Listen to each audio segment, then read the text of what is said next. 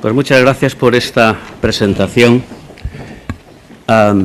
Yo, en primer lugar, quiero agradecer a Francesc Cuixart la invitación que me ha hecho para participar en esta jornada de AERAPI, también a la asociación AERAPI, de la cual tengo un grato recuerdo porque creo que en los años 90, mediados de los años 90, estuve en una sesión muy parecida a esta que para mí fue muy ilustrativa en la ciudad de Tours, en Francia. Bien, en segundo lugar, quiero también agradecer a la Asociación Nuevo Horizonte, que como se ha especificado en la presentación, pues colaboro con la misma desde hace 25 años.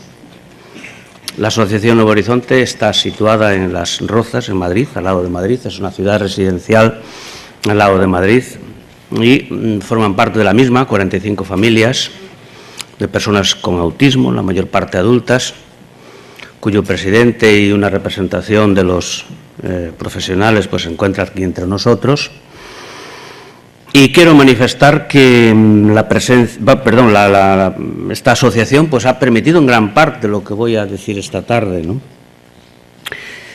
Voy a presentar en primer lugar un plan escenográfico con algunas pinceladas sobre el autismo en la vida adulta, no tanto para repetir lo mucho y lo interesante que se ha dicho esta mañana, cuanto para captar algunos elementos esenciales para desarrollar mi intervención.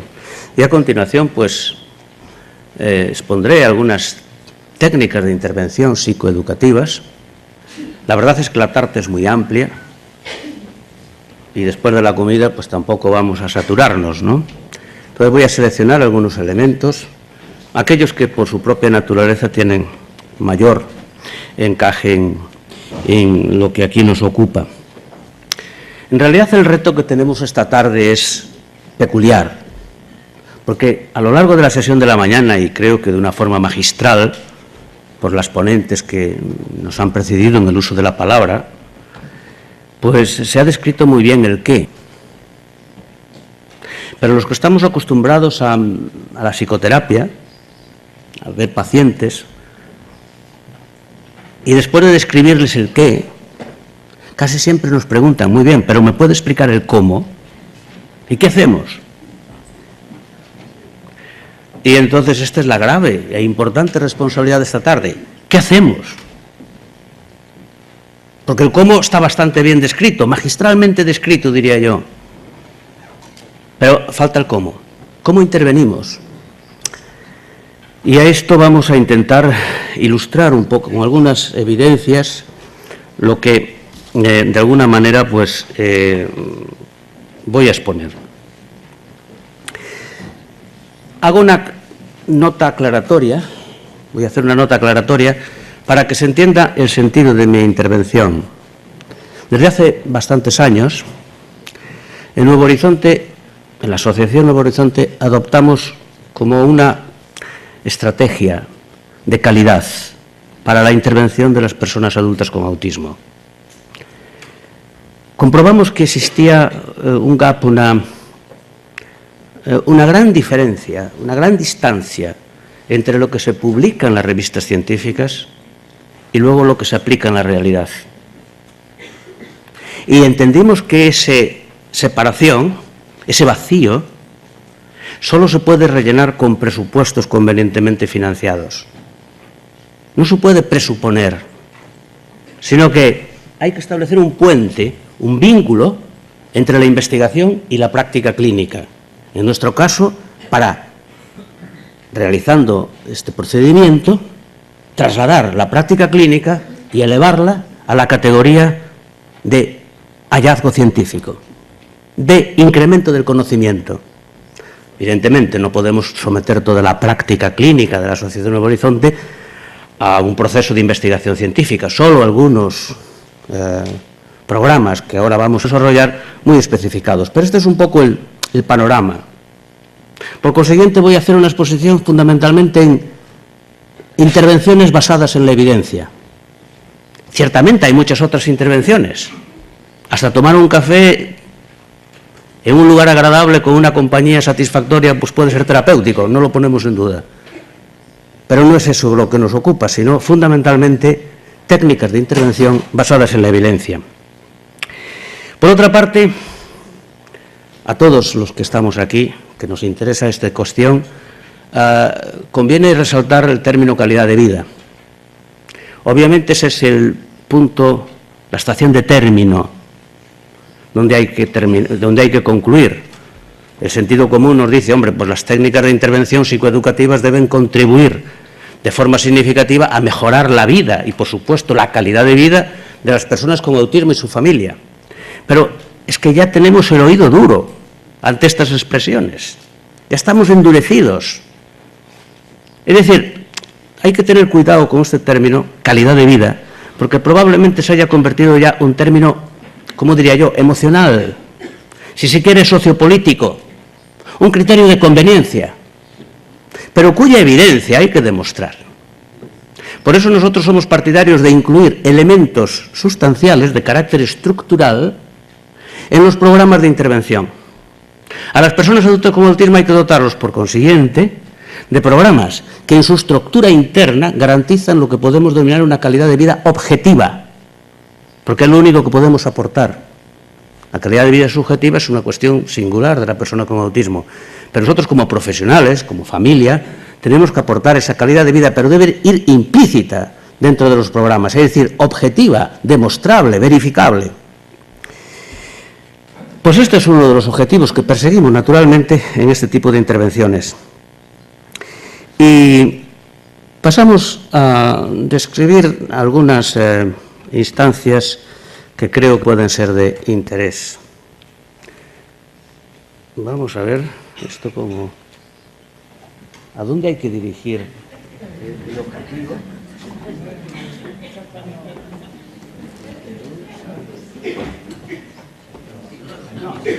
Es aquí. Es que me han dicho que era aquí. Aquí, ¿no? No, mira. Al ordenador. Al ordenador. Aquí, con esta flechita, ¿no? Esto es muy importante en terapia. Fijar el objetivo y seguir la línea de puntos. Bien, pues ya estamos en el... Pues da la impresión de que no, perdón. Perdón, es que no. A ver. Aquí. No aquí, aquí. ¿En cuál? Este. ¿Este? Ah, sí. Bien. Bueno, no sabía. Bueno, ahora si me permiten, yo voy a ir con una cierta velocidad de crucero, porque como pasa siempre, nuestra ambición como ponentes desborda necesariamente el tiempo disponible. Entonces, como la gran parte de las cosas que voy a decir aquí ya están escritas, simplemente es un breve recordatorio. Y para recordar no hace falta estudiar, como todos sabemos, ¿no? Bien, características esenciales del espectro del autismo. Se ha dicho aquí esta mañana de manera repetida. Déficits crónicos de comunicación interpersonal y comportamiento repetitivo y estereotipado. Lo que está por determinar es si esto, tal cual está especificado en la DSM-5, y no lo vamos a poner en duda, pues naturalmente es extrapolable a la vida adulta. Pero esa es cuestión para otro debate. En cualquier caso, estamos ante un trastorno crónico y solo una minoría, como ha demostrado pues, la doctora Howling en sus diversas publicaciones, solo una minoría logra una vida relativamente independiente. Por otra parte, la esperanza de vida cada vez en nuestras sociedades occidentales es mayor. Vivimos más tiempo. Ahora también nos dicen por ahí que nos han dado más años de vida. Lo que pasa es que no nos han proporcionado el manual de instrucciones para llenar o rellenar estos años de vida mayores que nos han dado. Y esto también afecta a las personas con autismo.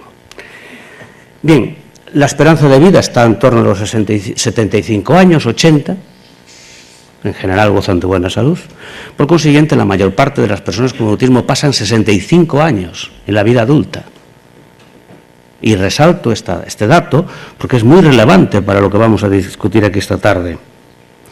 Por otro lado, al generar el concepto de espectro y, por consiguiente, de la amplitud de límites, pasándonos o rebasando los límites clásicos, del autismo clásico, pues esto ha generado, como saben, pues una explosión de personas con autismo. Hay un dato pues acuñado recientemente de que en Estados Unidos cada año 60.000 personas acceden a la vida adulta. El 1% de la población adulta sufre un trastorno, que esto es muy relevante, 1%. 58 millones de personas en el mundo. Afirman los que se dedican a estudiar estos temas que posiblemente haya muchos adultos sin diagnosticar, puesto que al relajarse los criterios, pues quizá podríamos referirnos a más personas. En cualquier caso, los adultos con autismo, comparado posiblemente con otras discapacidades, están en clara desventaja en la sociedad actual. Y hay quien le ha, como Wilson, que le ha denominado con una categoría probablemente un poco estigmatizante, denominada minoría social. Pero, por otra parte, es importante el término, porque el término minoría genera cierta sensibilidad social. Y para nosotros que estamos naturalmente dependientes de ayudas de uno y otro tipo, pues lógicamente conviene retener ese término, a mi modo de ver. ¿Qué genera todo esto? Pues es una crisis sin precedente. No estamos preparados para esto. No sabemos lo que nos viene encima. Es asombroso, es espectacular. ¿Por qué? Porque cada vez va a haber más autistas adultos y, por consiguiente, cada vez más necesidad de servicios especiales, de necesidades específicas, de medios específicos para estas personas. Por otro lado, hay un dato que se ha colado por ahí más o menos encubiertamente, pero que también es muy cierto, es que la atención a las personas adultas cuesta más que la atención a los niños. En Estados Unidos, 1,9 frente a 1,3 de billones de dólares. Dato importante, porque al final nos encontramos con el problema de la financiación. Y por otro lado, la intervención psicoeducativa y social, que es la que voy a desarrollar aquí esta tarde, pues es de primer orden. ¿Por qué? Porque lógicamente cada vez hay más tendencia pues, a la desinstitucionalización, en fin, la relevancia de la integración social, las políticas públicas, etc. Problemas más comunes que tienen las personas adultas con autismo. Ya se ha referido aquí, pero quiero sintetizarlo en una diapositiva. En primer lugar, salud mental. Las personas con autismo, aparte de tener su propio autismo, de sufrir por su propio autismo, tienen una mayor tendencia a sufrir trastornos mentales asociados, comórbidos, depresión, ansiedad, estrés, trastornos obsesivos, en fin, variados y graves. ¿Por qué? Porque, lógicamente, las personas con autismo tienen como más dificultad para elaborar esas cuestiones, ¿no? La salud física. Las personas con autismo tienen las enfermedades comunes de cualquier persona mayor, pero a lo que hay que añadir, pues, naturalmente, el problema de la discapacidad intelectual, que puede estar incidiendo ahí. Luego, el declive cognitivo y neuropsicológico. La vejez está a las puertas. No sabemos cómo van a envejecer, ni tampoco el tipo o subtipo o trayectoria que van a tener las personas adultas con autismo en la vejez. ¿Cuál va a ser? ¿Va a ser un envejecimiento precoz? ¿Va a ser un envejecimiento promedio? ¿Va a ser otro tipo de envejecimiento? ¿Las demencias del autismo van a ser distintas de las otras demencias? En fin, son todo interrogantes. Evidentemente estamos ante algo que no se sabe cómo va a transcurrir. Los primeros autistas datan de los años 50, ¿no? Y hay otra faceta importante que tampoco conocemos muy bien qué es lo que va a acontecer, que es la pérdida de referencias afectivas, familiares. Los padres, lógicamente, se mueren, los hermanos se mueren. Bien, esas muertes, yo no estoy del todo seguro que esto que no afecten al autismo, por mucho que se diga que son insensibles socialmente o interpersonalmente. Bueno, por otra parte, hay muy pocos programas de intervención basados en evidencia, es decir, que yo creo que predomina más la buena voluntad y el hacer que el poner en práctica programas basados en la evidencia. Algunos datos recientes. El 56% en general de los adultos, las personas con autismo, abandonan la escolaridad formal, por así decirlo, sin una formación escolar ni profesional. El 76% no encuentran trabajo. La mayoría viven con su familia. El 90-95% no establecen relaciones afectivas estables. Por otra parte, la investigación psicosocial es muy escasa para el tema que yo voy a exponer. De ahí, en fin, los riesgos que he asumido, y los he asumido por mi amigo francés, porque si no, no lo asumiría. Subir a esta tribuna, pues sin evidencias, como pueden comprender. ¿Y en qué me bato? Pues mire, el reciente trabajo de Bishop de 2016, un libro muy conocido, en fin, que está ahí, en fin, de los pocos que hay sobre adultos, dice, solo 16 estudios orientados a la intervención psicosocial educativa, de los cuales 13 de ellos son revisiones temáticas, con lo cual quedamos 3-4 trabajos científicos, con lo que eso es muy poquito. Bien, hecha esta aclaración inicial, que en fin, que yo creo que nos sale un poquito amplia, pero por lo menos sirve para sentar el escenario, yo tengo este menú, no sé qué les parece, para esta tarde, bastante amplio, a mi modo de ver. Bien, como ven, pues son proyectos, un programa basado en el sentido común y también en lo científico, lógicamente, en lo riguroso. Por una parte, ¿con qué nos encontramos a la hora de trabajar con las personas adultas, las intervenciones con personas adultas? Por un lado, la intervención cognitiva y emocional. Hay que enriquecer la mente, hay que enriquecer el sustrato emocional. Vivimos en una sociedad que ha predominantemente dedicado su atención a lo que es la vertiente más fría de nuestro cerebro, la inteligencia, el pensamiento, la racionalidad, pero muy poquito se ha preocupado de cultivar las emociones. No estamos educados en el ámbito emocional. ¿Quién ha estudiado algo? ¿Quién se ha formado en el procesamiento, la expresión, en fin, la atribución de emociones, comparado con lo que ha estudiado en matemáticas? Pues ahí tenemos un ejemplo, o de física. Segundo punto, rehabilitación vocacional. Entre ello, pues lo que tiene que ver con el trabajo. Habilidades de la vida diaria orientadas a la autonomía y a la independencia. El ocio recreativo y terapéutico y una vida activa y saludable. Yo creo que esto es muy amplio. O sea que voy a tener que hacer un pequeño resumen sobre la marcha. Pero este es el programa.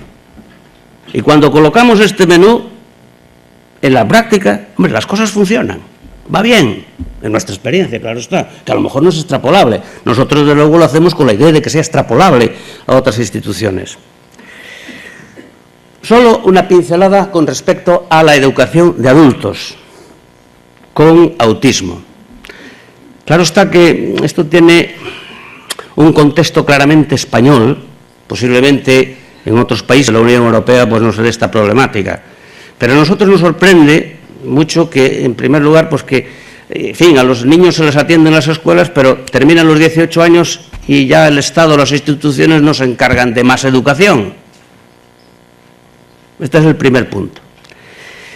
Sin embargo, hay otros colectivos, al menos en la sociedad española, que sí gozan de grandes ayudas económicas, como son los ancianos, las personas mayores en la universidad, los inmigrantes, las mujeres rurales, el colectivo gitano. Todos tienen educación de adultos. Y nosotros nos preguntamos desde nuestra asociación Nuevo Horizonte, ¿y por qué los autistas no tienen educación de adultos, financiada con fondos públicos? Si otros colectivos lo tienen, pues naturalmente, con más razón, sobre todo, y por eso decía que los adultos con autismo pues son una minoría social, sin que esto sea un término estigmatizante. Yo lo estoy diciendo fundamentalmente en la línea de la financiación.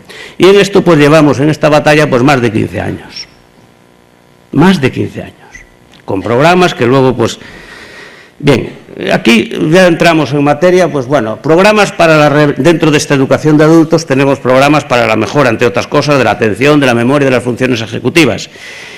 Voy a centrarme en las funciones ejecutivas por razón de brevedad. Las funciones ejecutivas, desde un punto de vista de la investigación, bueno, es un término transdiagnóstico, no solo los autistas tienen disfunciones ejecutivas, sino que hay otras patologías como la esquizofrenia, la depresión, las obsesiones. Pero para lo que nosotros trabajamos, pues hay determinadas unidades que son muy importantes, sobre la flexibilidad, la memoria de trabajo, la inhibición, la planificación, la resolución de problemas, etcétera. Bueno, ¿qué hacemos nosotros? Simplemente una idea. Bueno, por ejemplo, captamos test que miden determinadas funciones cognitivas, por ejemplo, pues la memoria de trabajo, pues las tareas de Corsi, y entonces, pues, bueno, pues en base a esos test diseñamos múltiples tareas paralelas, donde naturalmente pues se tiene que ejercitar esa memoria de trabajo. En cuanto a la flexibilidad, pues bueno, pues partiendo de una idea inicial, pues de la clasificación de estas tarjetas de Wisconsin, de clasificación bien por colores, bien por forma, etcétera, pues luego se diseñan tareas donde, naturalmente, cuando se realizan esas tareas, supuestamente se está ejerciendo la función cognitiva de la flexibilidad. Y desde la inhibición, por ejemplo, pues para diferenciar entre el día y la noche, pues bueno, pues lógicamente, pues el día va asociado y la noche pues va asociada a la luna. Bueno, tareas de asociación de esta. Esto en múltiples niveles, la solución de problemas, pues sobre todo lo que es organización, planificación y categorización, múltiples actividades de papel y lápiz, de la vida diaria, enfocadas a esta solución de problemas. En el fondo estamos jugando con una idea básica, que es la solución de problemas como una que requiere funciones ejecutivas múltiples, ¿no? Y por supuesto que todas estas actividades pues están acompañadas del correspondiente manual para seguir las instrucciones, donde se establecen los criterios de evaluación, etcétera. Programas para la mejora de las habilidades de la vida diaria y de la competencia social. Bien, las historias sociales, como saben de la autora americana Gray, hombre, tienen mucho de sentido común, entre otras cosas porque todos lo hemos experimentado en nuestra vida. Yo recuerdo al menos que las instrucciones de mi padre causaban mucho más impacto en mi vida cuando me las decía a través de una historia que cuando me las contaba en vivo. Si me lo colocaba a través de una historia yo lo entendía muy bien, me seducía. A lo mejor en directo ya no tanto. Es decir, que todos vivimos, en cierto modo, un mundo de fantasía y de proyectos, de expectativas, gracias a las historias que hemos oído. Por tanto, el contar historias, el referir una escenografía, inventar una escenografía con una cierta historia, pues es pedagógico, es educativo. Y en este sentido yo creo que Gray pues, lo ha de alguna manera pues, acertado con esa idea. Y nosotros lo que hicimos fue coger las ideas de Gray y, de acuerdo con su tipología, que no entramos, en fin, que de todos conocidos, pues generamos unas historias sociales que elaboramos un programa multimedia basado en la tecnología e-learning que aparece ahí y lo enfocamos pues a varias dimensiones, entre ellas el autocuidado y el cuidado de la salud, el comportamiento adecuado en lugares públicos, actividades de ocio, las habilidades sociales, conducta socioemocional, etc. Lo esencial de estos programas e-learning es que en una primera disposición aparece la solución completa. Por tanto, no es un aprendizaje de ensayo y un error, sino que partimos, evidentemente, ya de la solución. Y luego se van planteando problemas una vez configurada esa definición. Por ejemplo, de autocuidado y cuidado de la salud. Pues a este chico pues le pregunta naturalmente que para afeitarse qué es lo que hay que seleccionar. Y aquí pues jugando con elementos reales y con elementos simbólicos, ¿no? ¿Qué es lo que hay que seleccionar para afeitarse? Comportamiento adecuado en lugares públicos. De todas estas respuestas, cuando pues aquí evidentemente pues pues bueno, lo que es evidente, ¿no? Es decir, pues bueno, se ha manchado y tal, bueno, ¿cómo hay que hacer cuál es la respuesta correcta? Y esto nosotros lo hemos realizado a través de 500 actividades. Bueno, hay un efecto en psicología muy clásico, el efecto Prime, que naturalmente, pues de alguna manera nos indica que cuando algo está de alguna manera memorizado en la cabeza, uno cuando llega a la vida real tiene facilidad para emitir esa conducta que ha aprendido.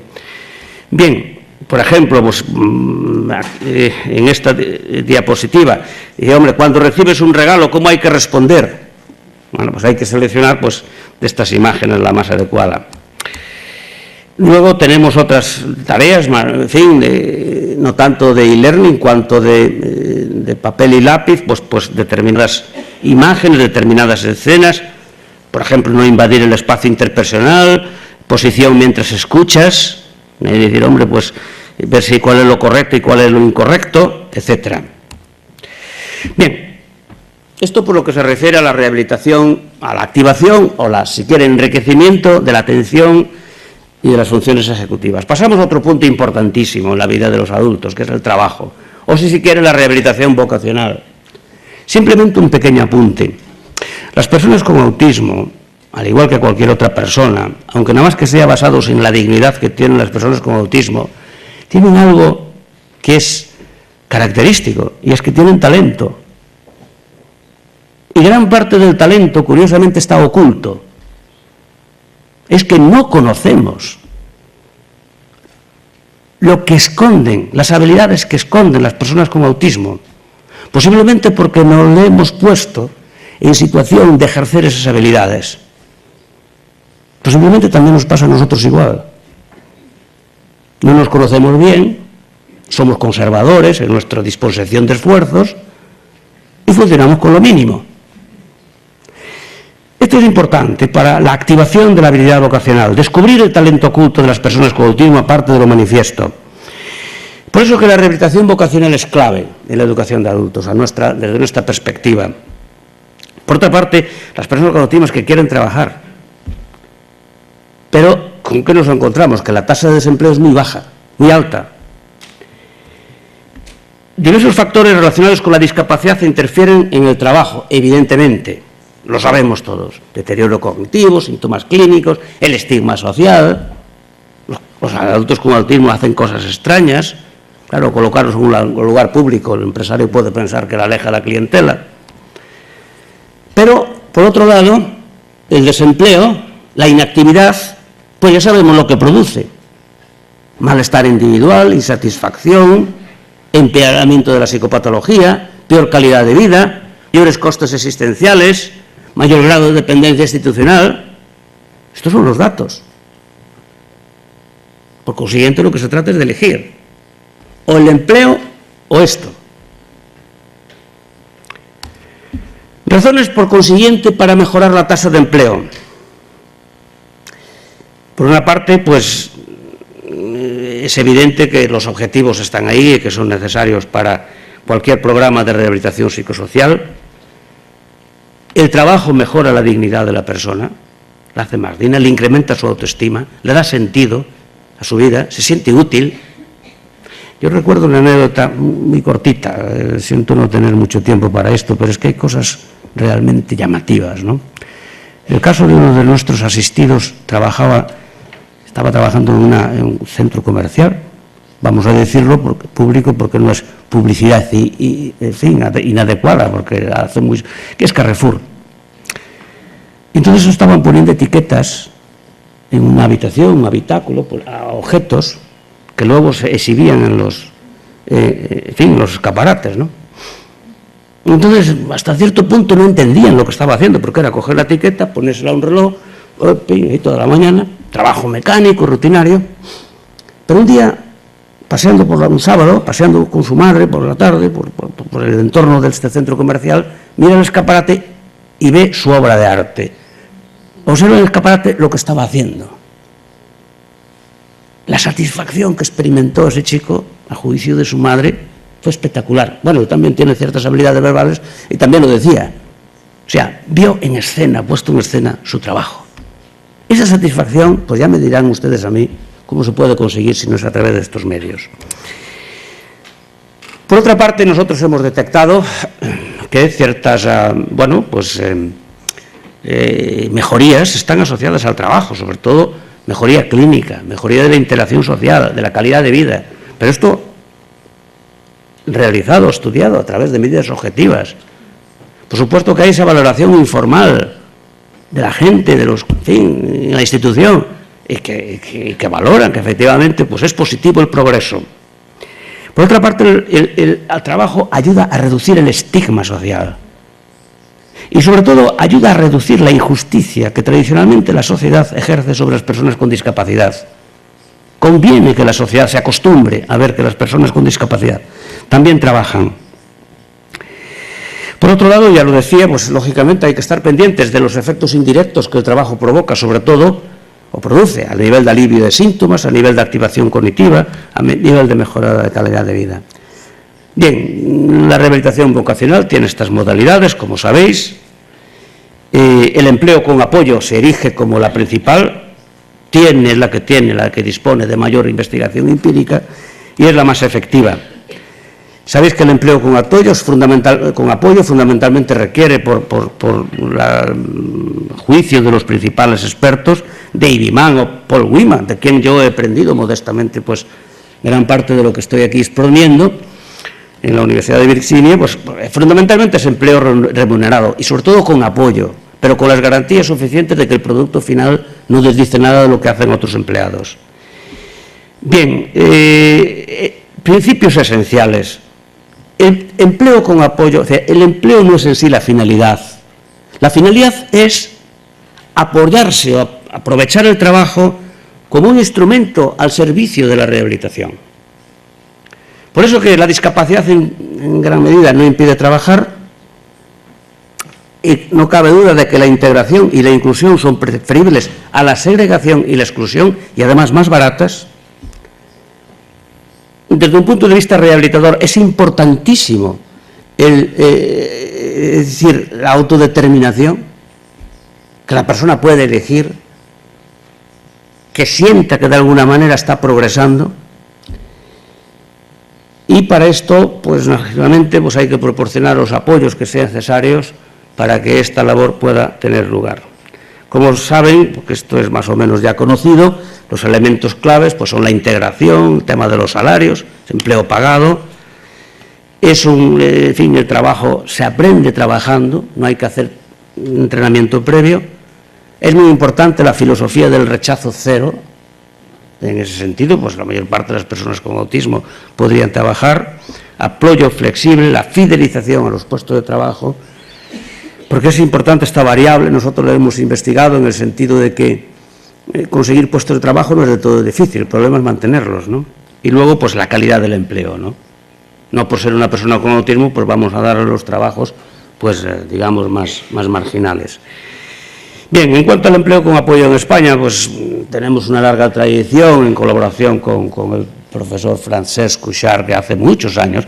Lamentablemente es que, claro, nos han pasado los años, pero aquellos proyectos Horizon originales de los años 80 y tantos, 90, que se sembró esta filosofía, pues ha venido muy bien para desarrollar estos temas.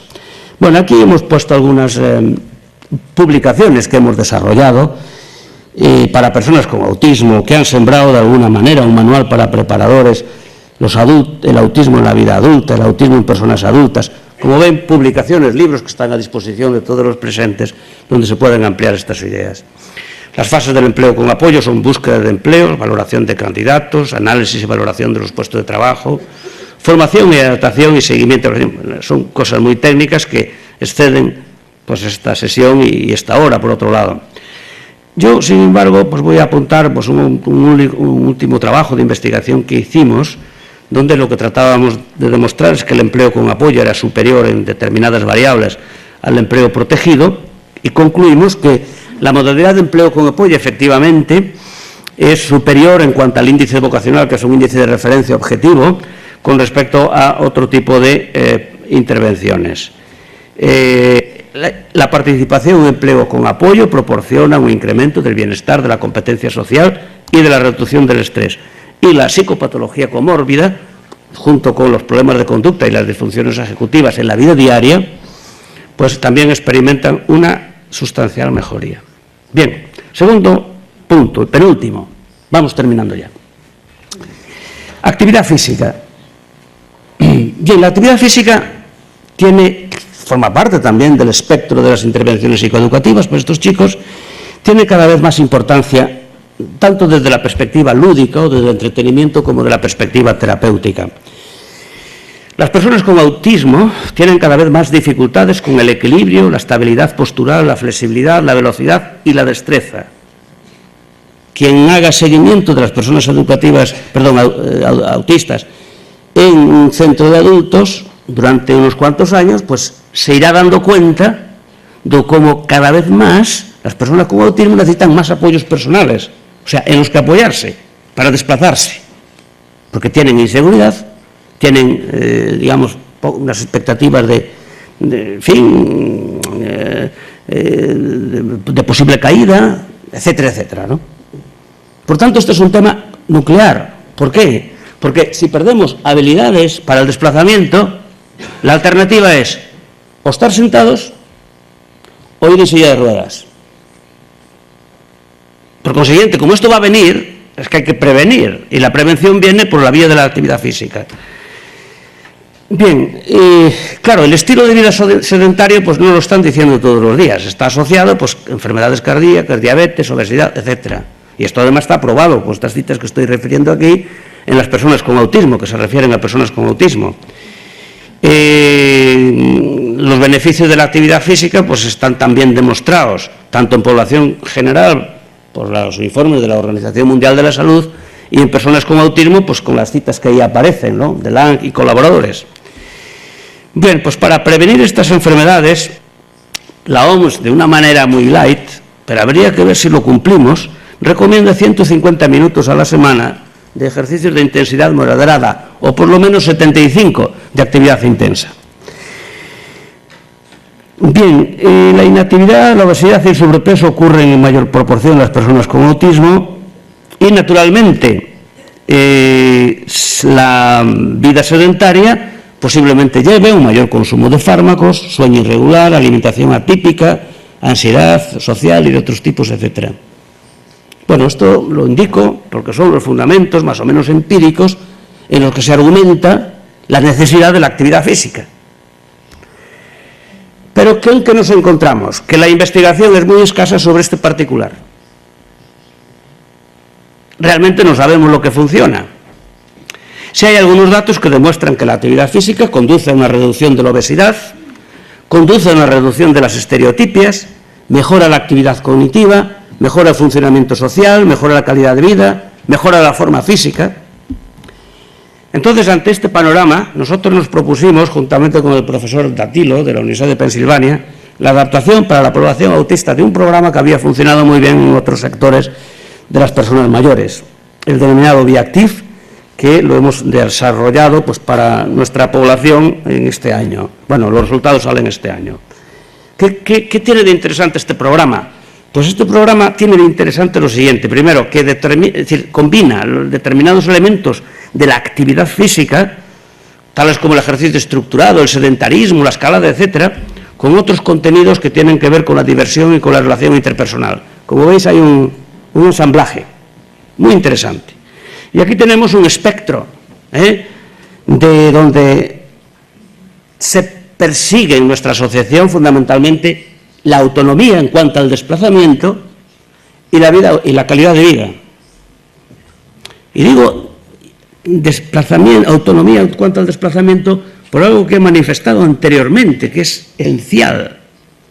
Es que es muy conveniente que las personas con autismo pues se muevan solas, cuanto más tiempo mejor, porque como tengamos que poner a un profesional al lado de la persona con autismo, eso supone una inversión en recursos humanos que no hay. Ya les adelanto que no va a haber. Luego, por consiguiente, vamos a someterlos a la silla de ruedas. Y eso tiene consecuencias, claro está.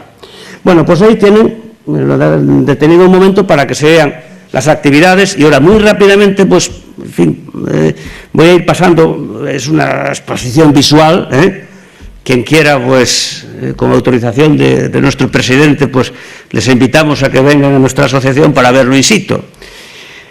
Por ejemplo, ejercicio de las cualidades físicas básicas. Hoy tienen una demostración de muchos ejercicios que se hacen, habilidades motrices básicas, desplazamientos, paseo asistido, coordinación, saltos, tema de equilibrio, tremendamente importante para esta población, diversos ejercicios, la formación deportiva, el rocódromo. Esto es en laboratorio, pero esto no se queda aquí. También en la vida real se hacen ejercicios. Buceo, estamos en Madrid, centro de España. Sí, pero bueno, hacemos lo que podemos, entiéndase.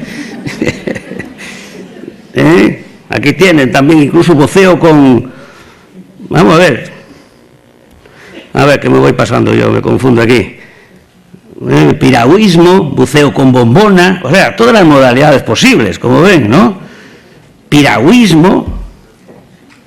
Yo no sé qué pasaría con esto si los ponemos en pleno Mediterráneo, ¿no? En el pantano, patinaje, patines sobre hielo, hipoterapia, en fin, y aquí en esta referencia, en un artículo que va a salir en esta revista, en fin, ahora en noviembre, pues aparecen los resultados objetivos, científicos de esta actividad. ¿De acuerdo? Bien, vamos al último punto y más importante, porque ¿de qué sirve una vida tan laboriosa si no aprendemos a disfrutar? Que se dice, ¿no? El ocio y el tiempo libre. Bien, ¿por qué es importante el ocio? El ocio es importante porque, bueno, intuitivamente lo sabemos, pero, en fin, en el ámbito de la investigación, lo que sabemos de manera intuitiva hay que verificarlo objetivamente, ¿no? Tengo aquí una referencia muy reciente, de 2016, de Hutchinson, donde la importancia del ocio demuestra que es importante, uno, con investigaciones empíricas, ¿no?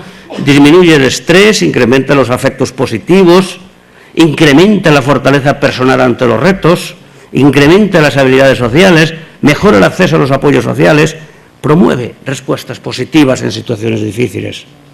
En cualquier caso, nosotros hemos contribuido también a algún apoyo en este sentido, mejora la calidad de vida.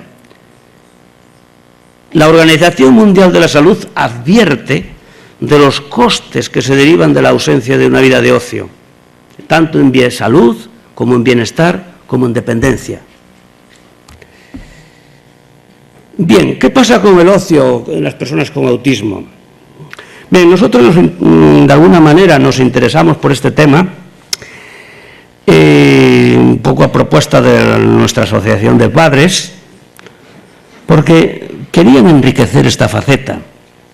Lo demás estaba bastante bien, de acuerdo a los estándares internacionales, pero el ocio quedaba como un segundo lugar. Y elevamos la vida del ocio a una categoría de intervención psicoeducativa al mismo nivel que cualquier otra. Y dedicamos a ello grandes esfuerzos intelectuales, humanos, económicos. Cuando nos adentramos en este tema, lo primero que se observa es que el ocio para las personas con autismo no tiene ninguna atención científica. Es irrelevante, prácticamente. Posiblemente sea debido a que la mayor parte de la gente puede pensar que ocupar el tiempo libre tampoco requiere ninguna especial formación. Todos nos las arreglamos, ¿no? Unos mejor, otros peor. Pero para las personas con autismo, que por cierto tienen mucho tiempo libre, si algo tienen es que tienen mucho tiempo libre, puede ocurrir que no lo disfruten, es decir, que lo pierdan. Y perder el tiempo es algo muy serio, porque es un bien. Cuando se pierde el tiempo, se pierde un bien. Y a cambio no se gana nada. Y ese casamiento con la nada casi siempre está a las puertas de la angustia. Digo esto porque no aplicar programas de ocio y tiempo libre, no ocupar el tiempo libre de las personas con autismo, posiblemente les sitúe ante la angustia, ante la nada, ante no saber qué hacer. Y eso es, bueno, es para reflexionar. Por tanto, hay un riesgo de malgastar el tiempo de ocio, de no invertirlo bien.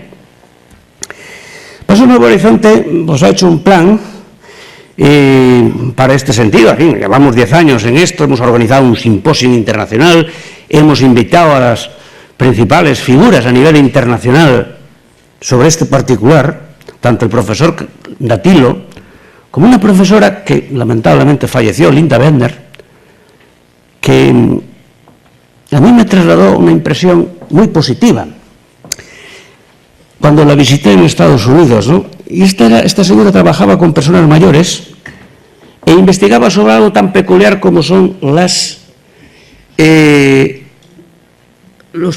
pequeñas satisfacciones, los pequeños placeres de la vida. La vida, más o menos, la vida placentera, la vida, más que la vida en placentera, la vida, es como una especie de cremallera, donde hay que ir alternando las exigencias y las durezas con la dulzura de los pequeños placeres. Claro, esto es muy bonito. Y esto es trasladable a las personas con autismo. No los grandes placeres, los grandes festines, los grandes shows. No, no, lo diminuto, lo pequeño, lo momentáneo, como la mayor parte de aquí de ustedes saben. Pues esto, la lección de los pequeños placeres. Y luego, pues la técnica implícita en este tipo de programas. Objetivos para nuestro programa. Creación de programas de ocio específicos, no generales, no genéricos, sino específicos para personas con autismo. Y que, lógicamente, algo que tendríamos, en lo que insistimos mucho, fue en diferenciar entre lo que es el tiempo de trabajo, tiempo ocupacional y tiempo de ocio. Y eso necesariamente hay que conseguirlo a través de una determinada escenografía. Es que hay que cambiar el ambiente. Nos pasa igual a nosotros. Si esta noche nos convidan a una cena y nos dicen que la cena va a ser aquí, donde hemos estado todo el día, pues mire usted, pues no sé, no lo recibiríamos a lo mejor muy bien, ¿no? Pero nos cambian el escenario, vamos a estar igual de sentados, pero es otra cosa, cambiar de escenario. Como ven, son cosas de sentido común, no estoy descubriendo nada nuevo. Lo que pasa es que pretendemos trasladar esto a un marco operativo que sea eficiente. Objetivos con este plan. Eliminar las barreras para el ocio de las personas con autismo, que las hay. Favorecer la autonomía, favorecer la libertad de elección. Ofrecemos una gran diversidad de actividades de ocio y, sobre todo, actividades que puedan ser compartidas con la familia y con los terapeutas, los asistentes. Que los asistentes se diviertan con aquello que las personas con autismo se divierten. Diversión compartida. Muy interesante esto, como saben. Diferenciamos, tal como aparece en este esquema, entre ocio recreativo y ocio terapéutico. El ocio recreativo es un ocio, como lo hemos entendido siempre, de expansión, con actividades deportivas variadas, paseos, piscina, teatro, albergues, casas rurales, psicoballet, música, actividades artísticas, pintura, fotografía, museos y las que se nos ocurran, que hay mucha variedad. Y el ocio terapéutico se trata de actividades de ocio, pero que en su estructura interna están configuradas de tal modo que contribuyen a la rehabilitación de determinadas funciones cognitivas, o ejecutivas, o sociales, o emocionales. Por tanto, son actividades propositivas, tienen una carga intencional que las hace eficientes. Y aquí tienen una demo, ¿no? Pues, por ejemplo, de bolos, patinaje, bicicleta, taller de fotografía, museos, teatro, en fin, ya se ve la buena vida que se pillan estos jóvenes del Nuevo Horizonte, ¿no? Paseos, buenas cenas, compra de sus asuntos, lo que dicen, de sus intereses, la fauna, de animalitos, paseo por el bosque, Esto no piense que esto tienen cara de satisfacción, como ven, ¿no? Y con esto configuramos dos proyectos de investigación, asociado a esto, en la línea de lo que hablaba al principio, de que la investigación y la práctica hay que vincularla. Y de tal manera que la práctica clínica, en un minuto termino. Es enorme, yo comprendo, en fin, el esfuerzo que hace la mesa por limitar mi tiempo, pero yo tengo allí un reloj que dice 16:45 y voy a acabar, más o menos. Mire, dos proyectos de investigación, si hablo de dos proyectos de investigación no lo crea que lo voy a expansionar mucho. Uno es este, que lo hemos publicado en 2011 sobre ocio recreativo, la primera modalidad, donde concluimos dos cosas: las funciones ejecutivas mejoran y la competencia social también mejora con las actividades de ocio. Dos, está recién publicado, está online, que el efecto de la recreación terapéutica también a nivel ejecutivo y a nivel clínico, ¿no? Cómo hay efectos positivos, y les aseguro que estos programas son muy difíciles, son estrictamente controlados por los evaluadores, ¿no? De modo que esto pues está a punto, vamos, ha salido ya se puede leer en las bases de datos y yo creo que es interesante. Termino con dos cosas, hablando del estrés, de la presión. Y vamos a poner un poco de calma ya que concluimos, ¿no? Me queda un minuto y lo voy a aprovechar bien, créanme. El estrés es necesario en la vida. Es más, hay otro término asociado, el estrés es patológico y tiene mala prensa. Hans Selye, cuando lo elaboró, pues en fin, lo hizo como dentro del síndrome general adaptativo. Pero hay algo asociado al estrés que es el eustrés, que es la satisfacción por el esfuerzo, por la inversión, por gastarse. Es que el hacer da mucha más satisfacción que el no hacer. Y sobre todo el hacerlo bien.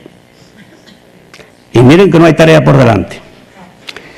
Claro que eso hay que contar por consiguiente con el estrés, pero también darnos cuenta del estrés, de la gran satisfacción o de las grandes satisfacciones que nos proporciona trabajar con las personas con autismo. No lo dejemos fuera de foco. Bien es cierto que hay que aprender a tolerar los fastidios cotidianos, que los hay, y muchos. Tampoco hay por qué meterse en todos los charcos. Pero en fin, esos fastidios están ahí, que hay que aprender a superarlos.